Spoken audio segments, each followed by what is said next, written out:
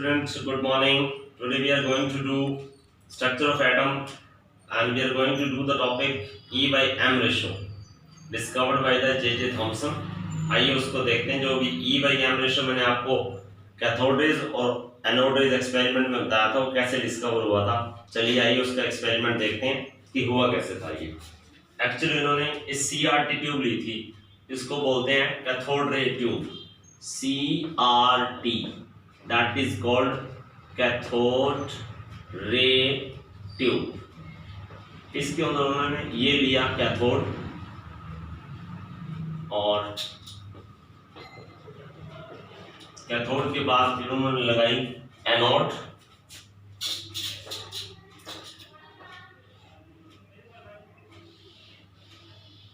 थोड़ा सा लंबा कर लेते हैं इसको, अच्छा नहीं लगेगा तो दोबारा बनाते हैं। ये ली इन्होंने कैथोड, ये बनाई इन्होंने यहाँ पे एनोड। ओके बेटा, ये कैथोड में से रे जा रही है, एनोड से क्रॉस हो रही है और एनोड से जाने के बाद ये कैसे इसको एक फ्लोरेसेंट, ये घरों में पड़ा हुआ आपके टीवी का डब्बा है बेटे जो आप देखते हो। ओके बेटा, अब जी ये पहले वाले टीवी होते थे छोटे, जो बड़ी सी स्क्रीन ऐसे आती थी, उसको कैथोड रे ट्यूब बोलते हैं। तो कैथोड रे का अगर नॉर्मल यूज पूछे तो आप बोल रहे हो टीवी स्क्रीन पे जो फिल्म बनती है। यहाँ पे इन्होंने फ्लोरेसेंट ट्यूब लगाई, फ्लोरेसेंट स्क्रीन लगाई हुई है। ओके, अब ये जो रे है वो कैथोड, फर्स्ट कैथोड से क्रॉस होती है, देन एनोड से जा रही है, यहां से क्रॉस हो रही है, यहां जा रही है। तो अपने आप यहां पे इन्होंने क्या किया है कि इलेक्ट्रिक फील्ड लगाया हुआ है। ये इलेक्ट्रिक फील्ड शो कर रहा हूं मैं, this is what electric field and here is what magnetic field. ये इलेक्ट्रिक और मैग्नेटिक फील्ड लगा हुआ है। ये अगर आपके पास नेगेटिव जा रहा है और ये आपके पास क्या आ रहा है, ये नेगेटिव ले लो, ये पॉजिटिव ले लो। अगर कैथोड रेस एनोड से क्रॉस होती है और अगर उसको पॉजिटिव पार्टिकल मिलता है तो ऑफ कोर्स वो दूसरी साइड खींच जाएगी, इधर की ओर चली जाएगी।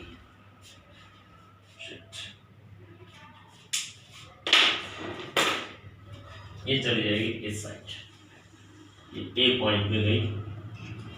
अब अगर वो आपके पास इन्होंने और एक बार जाती है सेंटर में, लेकिन इसी के साथ वाइसा वर्सा उन्होंने मैग्नेटिक फील्ड भी लगाया।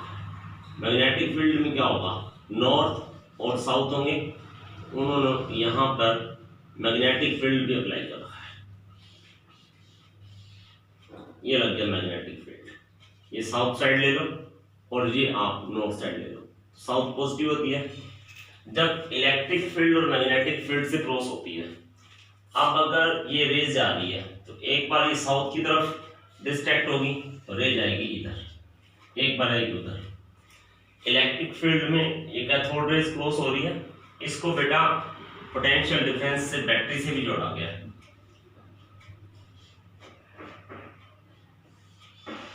इसको बैटरी से भी जोड़ा गया, तो ये सेटअप था, इसको बोलते हैं cathode ray tube. Ray is coming, when it is getting positive charge by the electric field, it will reflect in this way. Whenever it is getting magnetic field, south का positive ले दो तो ray will come on this point, that C point। फिर इन्होंने क्या किया, electric और magnetic field को बैलेंस बना दिया, सेटअप कर दिया, तो वो जो रे है ना वो फिर स्ट्रेट जा रही है B पॉइंट। बस इतना सा काम, लेकिन है बहुत टफ। हम तो ऐसे कह रहे हैं, सर J.J. थॉमसन ने ये एक्सपेरिमेंट किया था 1897 के आसपास। फिर जब इलेक्ट्रिक और मैग्नेटिक फील्ड को बराबर कर दिया तो इलेक्ट्रिक फील्ड और इक्वल टू मैग्नेटिक फील्ड, ये दोनों बराबर कर दिए बेटा इन्होंने। मैग्नेटिक फील्ड, इलेक्ट्रिक फील्ड में इलेक्ट्रिक फील्ड का फार्मूला क्या आता है, इलेक्ट्रिक फील्ड का फार्मूला होता है, इलेक्ट्रिक फोर्स का formula charge into force. Charge into force, charge क्या है, चार्ज उसके ऊपर ई है, इलेक्ट्रिक फील्ड है तो फोर्स उसमें कितनी है, दैट बिकम्स E। ऐसे मैग्नेटिक फील्ड में उसको B से रिप्रेजेंट करते हैं, E उस पे चार्ज है और V उसकी वेलोसिटी है। Whenever electric and magnetic field get equal, then that ray is coming direct। और यही हम घरों में टीवी पे देखते भी हैं। अब होता क्या है, यहां से आप E से E कैंसिल कर दो तो आपके पास क्या आ जाएगा, E is equal to B भी आ गया और V इज इक्वल टू आपके पास आ जाएगा E बाई बी। अब बेटा एक बात ध्यान रखना, आपको ध्यान भी होगा, अगर हम मैग्नेटिक फील्ड लगाते हैं, magnetic field BEB, magnetic field क्या करता है, सेंट्रीपिटल फोर्स देता है। सेंट्रीपिटल फोर्स से वो सर्कुलर मोशन में आ जाता है, सर्कुलर घूमती हैं चीजें। तो सेंट्रीपिटल फोर्स mv² अपॉन में r होता है, BEB is equal to mv² upon में r आ गया। अब आपने क्या करना है, इस b से b को कैंसिल कर दो, इज इट क्लियर। उससे फिर आपने देखा E बाई एम आपके पास क्या आ गया, यहां से E बाई एम आपके पास आ जाएगा V अपॉन में बी आर, V अपॉन में बी आर। लेकिन मैंने क्या देखा, मैंने यहां से पहले से निकाल लिया कि V is equal to E upon में बी। तो फिर फाइनली जब हम जाते हैं तो आपके पास E by M E upon में बी आर स्क्वायर आ जाएगा। जब इसकी वैल्यू पुट करोगे E by M is equal to E upon में बी आर स्क्वायर और बी स्क्वायर भी आ जाएगा। फाइनली E बाई एम उन्होंने इस तरीके से निकाला और E बाई एम की जो वैल्यू है ना वो 1.72 से लेके 1.78 E बोले तो चार्ज का यूनिट कूलम पर किलोग्राम आया।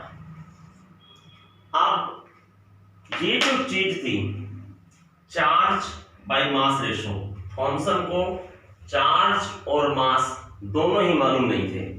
ओके बेटा, अब उसने क्या किया, जो रेडियस का रेशियो है, रेडियस तो उसने यहां से ये कैथोड रेज के ट्यूब के यहां जाने पे उसने रेडियस को मेजर कर लिया। इज क्लियर, रेडियस दिया, पोटेंशियल उसने कितना लगाया वो उसको ध्यान था। अब फाइनली E बाई एम में रेडियस और वेलोसिटी कितनी थी ये भी उन्होंने मेजर की बाय एक्सपेरिमेंटली। फाइनली फिर हमारे पास क्या आया हमारे पास तो हम E बाई एम की वैल्यू बता रही हैं। अब उसने कितनी ये वैल्यूज दी, रेडियस की कितनी देखी, और फिर ये जो चीज है ना they have done it by doing the number of time experiments. Is it clear. फिर आपके पास क्या चीज आ जाती है, थॉमसन को इन चीजों का कुछ मालूम नहीं था, चार्ज और मास अलग अलग मालूम नहीं थे।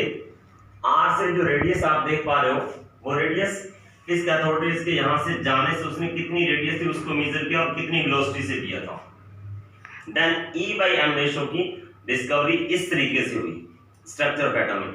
और स्ट्रक्चर ऑफ एटम इतना इंपॉर्टेंट चैप्टर है कि अगर हम इसको नहीं करेंगे फिर आपको केमिकल बॉन्डिंग नहीं आएगी। केमिकल बॉन्डिंग 4 चैप्टर है और फिर आपको स्ट्रक्चर ऑफ एटम में से पीरियोडिक टेबल के कुछ कॉन्सेप्ट निकलेंगे, वो भी आपको 3rd चैप्टर पीरियोडिक टेबल भी नहीं आएगा। इज इट क्लियर बेटा। अभी हम देखते हैं कि नेक्स्ट इसके बाद आएगा E बाई एम रेशियो, इसने निकाल लिया। इसके बाद नेक्स्ट एक्सपेरिमेंट है आर एमुलिकन का experiment, charge on the electron. Is it clear बेटा। फिर अपन उसको नेक्स्ट देखते हैं। Is it clear. यस बेटा, ये फ्लोरेसेंट स्क्रीन है, इसको मैं ग्रीन कर रहा हूँ, ग्रीन और रेड में दिखाया। इलेक्ट्रिक और मैग्नेटिक फील्ड को सेटअप करके यहाँ दिखा दिया गया।